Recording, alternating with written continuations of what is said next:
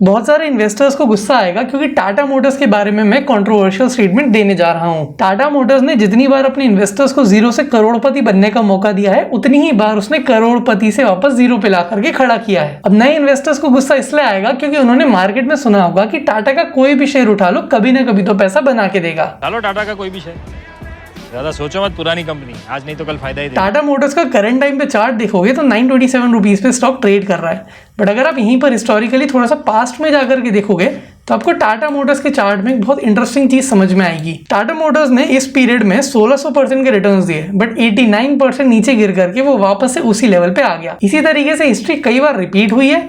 यहाँ पर उसने काफी अच्छे रिटर्न्स दिए और उसके बाद काफी मैसिव फॉल। सिमिलरली अभी हम रिसेंटली देख रहे हैं कि कोविड के बाद से जब रिकवरी आई है तो टाटा मोटर्स ऑलरेडी 1600% से ज्यादा के रिटर्न्स दे चुका है और यहाँ पर से फॉल स्टार्ट हुआ है। अब पास्ट में जो हुआ है उससे हमें सीखना जरूरी है कि क्या फ्यूचर में भी सेम टाटा मोटर्स का स्टॉक काफी नीचे गिर सकता है। तो मैं पहले क्लियरली बता देता हूँ, मैं इस पूरे एनालिसिस में कुछ भी अपने मन से हवा में बातें नहीं करने वाला हूँ। हर एक चीज that I am using is either published directly by Tata Motors और प्रॉपर रिसर्च एनालिसिस फर्म्स। हर एक चीज, हर एक number has been published on the internet and you can verify all these resources by yourself. तो इस वीडियो में हम कुछ ऐसे पॉइंट्स डिस्कस करने वाले हैं जिस वजह से हम क्लियरली देख सकते हैं कि टाटा मोटर्स नए हाइस को छू सकता है। बट कुछ ऐसे भी फैक्टर्स हैं जो अगले 2-3 साल में अगर प्ले आउट करते हैं तो टाटा मोटर्स वापस से नीचे मैसिवली गिरेगा और 1000 रुपए का स्टॉक 100 रुपए तक भी आ सकता है। तो टाटा मोटर्स का सबसे पहले एक बिगिनर लेवल एनालिसिस। आप क्लियरली देख सकते हो कि स्टॉक का PE 10 है, which is very less when compare to the industry, so it is low in valuation. अगर आप इस PE को इंडस्ट्री के एवरेज PE से कंपेयर करोगे तो इंडस्ट्री के एवरेज PE से आधे पे भी ट्रेड नहीं कर रहा है। ROE return on equity is 50%, which is a very very very good number. आप हिस्टोरिकली भी जाकर के इसका PE रेशियो चेक करोगे तो रिसेंट टाइम्स में क्योंकि अर्निंग्स काफी रैपिडली ग्रो करी है, इस वजह से स्टॉक का PE रेशियो हमें काफी लो देखने को मिल रहा है। उसके बाद स्टॉक का हम अगर क्वार्टर ऑन क्वार्टर परफॉर्मेंस भी देखें तो वी कैन क्लियरली सी कि हर एक क्वार्टर में इसने कंसिस्टेंटली ग्रोथ दिखाई है, except for the June quarter जहां पे हमें थोड़ा सा स्लो डाउन देखने को मिला है। हालांकि कंपनी ने क्लैरिफाई किया है कि क्वार्टर 2 के बाद इस रिजल्ट में हमें वापस से ग्रोथ देखने को मिलेगी। एनुअल बेसिस पे भी कंपनी ने काफी अच्छी ग्रोथ दिखाई है। If you check from March 2021 249 का नंबर था, वो अभी यहाँ पे हमें 437 लाख करोड़ का हमें रेवेन्यू देखने को मिल रहा है। और वहीं पे जहाँ पे 2021 में कंपनी का हमें देखने को मिल रहा है कि नेट लॉस 10,000 करोड़ का था, वहीं पे आज कंपनी 27,000 करोड़ का प्रॉफिट बिफोर टैक्स जनरेट करके दे रही है, which is a very healthy number. Sales growth भी काफी अच्छी है। लास्ट 3 ईयर में कंपनी ने रैपिडली अपनी ग्रोथ को एक्सेलरेट किया है, क्योंकि 5 साल में ग्रोथ जहां पे 8% की थी, पिछले 3 साल में ग्रोथ 21% की है। और प्रॉफिट के नंबर्स आपको क्लियरली दिख रहे होंगे। 5 साल में 93% कंपाउंडेड ग्रोथ, 3 साल में 128% कंपाउंडेड ग्रोथ और लास्ट 1 ईयर में 205% की massive super profitable profit growth. Stock की मेन कंसर्न थी कि उसके ऊपर लाइबिलिटीज बहुत ज्यादा थी, बोरोइंग्स बहुत ज्यादा थी, but currently stock net debt free हो चुका है। मतलब उनके पास एसेट्स और शॉर्ट टर्म एसेट्स ज्यादा हैं when compare to the liabilities. मैं पर्सनली कैश फ्लो एनालिसिस करना चाहता हूं, बट बिगिनर्स के लिए थोड़ा सा ज्यादा हेवी हो जाएगा, तो किसी और वीडियो में, एडवांस वीडियो में हम कैश फ्लो एनालिसिस भी करेंगे। उसके बाद अगर शेयर होल्डिंग पैटर्न भी हम क्विकली एनालाइज करें तो हमें देखने को मिल रहा है कि 41% तो प्रमोटर्स के पास ही है। उसके बाद FIIs ने एक्चुअली अपना स्टेक काफी इंक्रीज किया है। 2021 में जब FIIs ने 15% इन्वेस्ट किया हुआ था, अभी करेंटली उन्होंने 18% इन्वेस्ट किया हुआ है। डोमेस्टिक इंस्टीट्यूशनल इन्वेस्टर ने अपना स्टेक बीच में काफी इंक्रीज किया था, और उसके बाद वापस से उन्होंने अपना स्टेक सेल करके प्रॉफिट बुकिंग कर दी है। और यहाँ पे अगर हम पब्लिक में भी देखें तो टाटा मोटर्स लिमिटेड का जो ट्रस्ट है, उनके पास 9.6% के शेयर्स लॉक्ड हैं। तो इफेक्टिवली अगर आप मार्केट में फ्री फ्लोट देखना चाहोगे टाटा मोटर्स लिमिटेड का, तो आपको करीब 17% का फ्री फ्लोट देखने को मिलेगा। अब थोड़े से एडवांस एनालिसिस पे चलेंगे। यहाँ पे हमें समझना पड़ेगा कि टाटा मोटर्स में जब नेक्स्ट लेग ऑफ ग्रोथ आएगा, मतलब अगर अगली बुल रन स्टार्ट होती है टाटा मोटर्स की, तो वो उनके बिजनेस के किस कंपोनेंट से आने वाली है, क्योंकि टाटा मोटर्स इफेक्टिवली 3 बड़े बिजनेसेस का पार्ट है और वो इन्हीं अपने 3 बिजनेसेस को 2 अलग अलग बिजनेस में डिवाइड करने वाला है। टाटा मोटर्स मोस्टली 3 सेगमेंट में ऑपरेट करता है। सबसे पहला ये है कमर्शियल व्हीकल्स, इसमें सारे ट्रक्स आते हैं, बसेस आती हैं। दूसरा है डोमेस्टिक पैसेंजर व्हीकल्स, ये इंडिया में मैन्युफैक्चर होने वाली कार्स के बारे में है। और तीसरा और मोस्ट प्रॉफिटेबल टाटा का JLR यानी कि जैगुआर लैंड रोवर का बिजनेस। ये मोस्टली उनके इंटरनेशनल मार्केट्स और इंटरनेशनल क्लाइंट्स के साथ डील करता है। UK,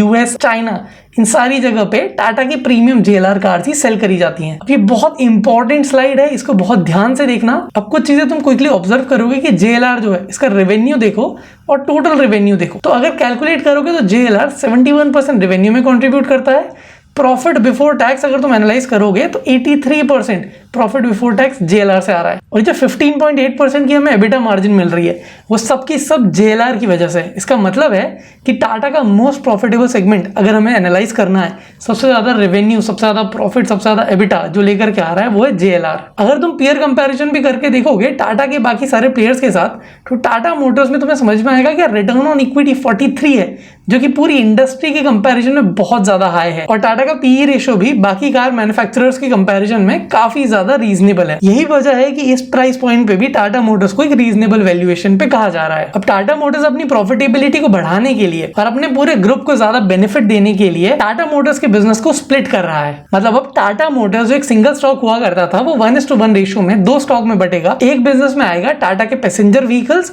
जिसमें JLR और इंडिया वाले पैसेंजर व्हीकल्स होंगे, और दूसरा होगा टाटा का कमर्शियल बिजनेस, मतलब उसमें जो भी ट्रक्स, बसेस, वो सब मैन्युफैक्चर होती है वो उसके पार्ट होंगे। और ये एज एन इन्वेस्टर आपके लिए बहुत ज्यादा बेनिफिशियल है। अगर आपको टाटा मोटर्स के डीमर्जर के बारे में कुछ भी डिटेल चाहिए तो आपको इस स्लाइड से पूरी डिटेल मिल जाएगी। अब क्या है वो कुछ फैक्टर्स जो टाटा को आगे चल करके और भी ज्यादा प्रॉफिटेबल और भी ज्यादा हाई ग्रोथ स्टॉक में कन्वर्ट कर सकते हैं। तो हम टाटा के 2 बिजनेस सेगमेंट्स को एनालाइज करेंगे। सबसे पहले टाटा का Indian passenger vehicle business.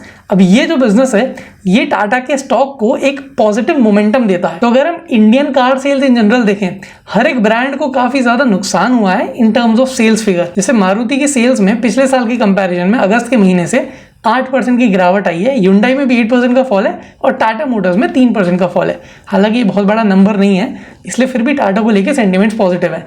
But Mahindra and Mahindra इनकी कार्स को मोस्टली XUV 700 की वजह से काफी ज्यादा बेनिफिट मिला है। और इस पूरे सेगमेंट में टोयोटा और किया ने एक्चुअली अपने नंबर्स को इंप्रूव किया है। और अगर टाटा के भी स्पेसिफिक कार मॉडल्स की बात करें तो हमें इन जनरल देखने को मिल रहा है कि टाटा की जो नेट कार सेल्स है उसमें एक फॉलिंग ट्रेंड ही है, जबकि सबसे हाईएस्ट सेल्स जो थी वो अप्रैल में बनाई थी इसी साल में। इनफैक्ट टाटा के एग्जैक्ट कार नंबर्स के सेल आप मंथ बाय मंथ यहाँ पे ग्राफिकली भी ट्रैक कर सकते हो। आपको क्लियरली दिख रहा होगा कि टाटा की सारी कार्स में ही काफी ज्यादा सेल्स में फॉल आया है, सिर्फ एक एक्सेप्शन को छोड़ के। टाटा मोटर्स में एक तो नेगेटिव न्यूज और भी है कि जो इलेक्ट्रिक व्हीकल्स की सेल है उसमें थोड़ी सी फॉल देखने को मिलेगी, क्योंकि गवर्नमेंट की जो सब्सिडी थी उसमें हमें गिरावट देखने को मिली और इन्वेंट्री इन जनरल बढ़ी है। बट लेटेस्ट ट्रेंड के हिसाब से अगर आप एनालाइज करोगे तो बाकी दूसरी कंपनीज के कंपैरिजन में, मारुति सुजुकी या फिर महिंद्रा एंड महिंद्रा के कंपैरिजन में टाटा मोटर्स की जो इन्वेंट्री बिल्डअप है वो रिलेटिवली काफी कम है। इस वजह से टाटा मोटर्स के लिए उसके पीयर के कंपैरिजन के हिसाब से काफी अच्छी न्यूज है। बट टाटा मोटर्स का मैनेजमेंट एक्सपेक्ट करता है कि कर्व की वजह से उनकी सेल्स काफी रैपिडली बढ़ जाएगी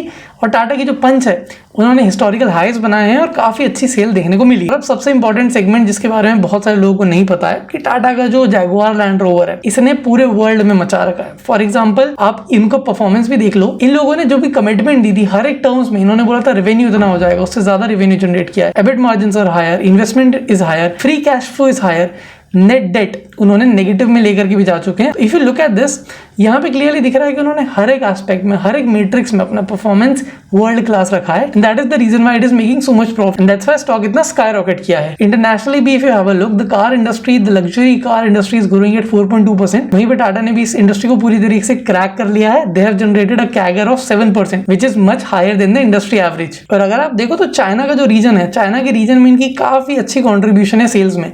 तो चाइना जैसे मार्केट में भी टाटा की कार्स ने पूरा मार्केट क्रैक करा हुआ है। अब JLR के बिजनेस को जो भी रिस्क हैं वो यहाँ पे आपको क्लियरली दिख रही है कि अगर ग्लोबल इकोनॉमी में स्लो डाउन आता है तो उस वजह से हमें स्टॉक में गिरावट देखने को मिलेगी। वॉर की वजह से सप्लाई चेन इश्यूज हो सकते हैं और चाइना जो कि थोड़ी अनप्रेडिक्टेबल कंट्री है, टाटा के जॉइंट वेंचर को अफेक्ट कर सकती है। अभी रिसेंटली भी BMW ने खुद ने बोला था कि भाई हमारे तो सेल्स जो है वो चाइना में गिर जाएगी। इस वजह से टाटा मोटर्स के स्टॉक में हमें गिरावट देखने को मिली थी। बट JLR ने क्लैरिफाई कर दिया था कि भाई BMW की सेल्स गिरने वाली होगी तो ठीक है, हमारी तो नहीं गिर रही। अब एक बहुत बड़ा इवेंट जो टाटा मोटर्स के लिए है, जो आपके नेक्स्ट लेवल पे बहुत अच्छे प्रॉफिट्स बना सकता है, वो टाटा का डीमर्जर। जब भी रिलायंस ने डीमर्ज किया था जियो को, आप देख लो कि रिलायंस का शेयर उस समय से गिर करके वापस से अपने पुराने हाइस पे तो आ चुका है, बट उसके अलावा जियो का जो शेयर है उसने भी काफी अच्छे रिटर्न्स दे दिए अपने शेयर होल्डर्स को। तो जब भी अगले 12 से 18 महीने में डीमर्जर होगा उस टाइम तक ये स्टॉक काफी अच्छी परफॉर्मेंस दे सकता है। और टाटा मोटर्स का जो फ्यूचर का प्राइस है, majority of the analyst predict कर रहे हैं कि यहाँ पर से 25% की अपसाइड है। उनमें से एक एनालिस्ट की रिपोर्ट MK रिसर्च, इन्होंने हिस्टोरिकली भी स्टॉक को काफी अच्छे से ट्रैक किया है और इनका पास्ट परफॉर्मेंस, जब इन्होंने प्रेडिक्ट किया कि स्टॉक चढ़ेगा, काफी चढ़ा था, तब इन्होंने प्रेडिक्ट किया कि स्टॉक करेक्ट होगा, करेक्ट हुआ था, then again they predicted a massive rise. तो यहाँ पर तुम्हें हिस्टोरिकल ट्रेंड दिख रहा है और एमके रिसर्च ने काफी अच्छे से इस पूरी स्टडी को एनालाइज किया है और उनका लेटेस्ट टारगेट प्राइस है 1175 और स्टॉक का करंट प्राइस है 925। तो यहाँ पर से एक अच्छी खासी रैली देखने को मिल सकती है। अगर आप टेक्निकली भी एनालाइज करना चाहोगे तो ये रिसेंट पैटर्न है, मैंने एनालाइज करके इसका चार्ट का फोटो बना करके रखा हुआ है। बट इफ यू सी यहाँ पे क्लियर बॉक्स फॉर्मेशन है, अभी इस बॉक्स के लोअर एंड पे सपोर्ट है एंड देन कुछ और हॉरिजॉन्टल सपोर्ट लेवल्स भी हैं जो फिबोनाची के साथ भी इंटरैक्ट कर रहे हैं। हालांकि अगर स्टॉक में फंडामेंटल कमजोरी देखने को मिलती है तो टेक्निकल लेवल्स किसी भी काम के नहीं है। तो यू नीड टू अंडरस्टैंड कि अगर किसी भी ब्रोकरेज रिपोर्ट का नेगेटिव आउटलुक आता है टाटा मोटर्स के ऊपर लेकर के तो इन्वेस्टर्स काफी जल्दी उससे एग्जिट मारते हैं। हमारी टीम ने इस पूरी रिसर्च को करने के लिए 800 से ज्यादा पेजेस की रिपोर्ट्स पढ़ी हैं और कलेक्टिवली 25+ आवर्स डिवोट किए हैं। इतनी पूरी रिसर्च के लिए हमें एक भी रुपया कहीं से भी नहीं मिलता, तो इसलिए आपका छोटा सा लाइक, कमेंट या शेयर हमें बहुत ज्यादा मोटिवेट करता है।